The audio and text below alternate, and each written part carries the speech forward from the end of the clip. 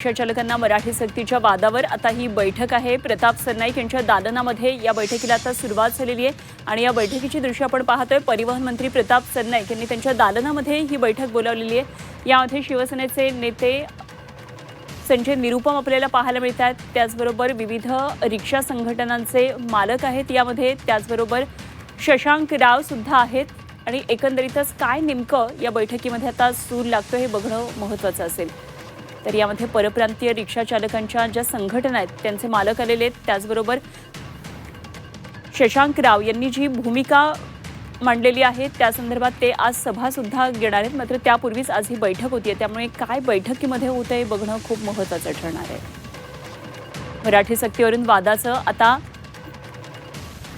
पुढे राजकारणामध्ये आणखी काही रूपांतर होतंय का, या संदर्भातली तारीख नेमकी काय ठरती हे बघणं खूप महत्त्वाचं ठरणार आहे। सध्या मुंबईमध्ये हा सगळ्यात चर्चेचा विषय आहे, तो म्हणजे रिक्षा आणि टॅक्सी चालकांनी मराठीमध्येच बोलावं आणि त्यासाठी मराठीची सक्ती केलेली आहे। परिवहन मंत्र्यांनी तसे आदेश काढलेले होते, मात्र जसा हा आदेश निघाला तेव्हापासून विरोधातला सूर सुद्धा तितकाच जोरकसपणे लावून धरलेला आहे, तो संजय निरुपम यांनी। आपण बैठकीचे ही दृश्य पाहिली, अर्थात या बैठकीवर आपलं लक्ष आहे।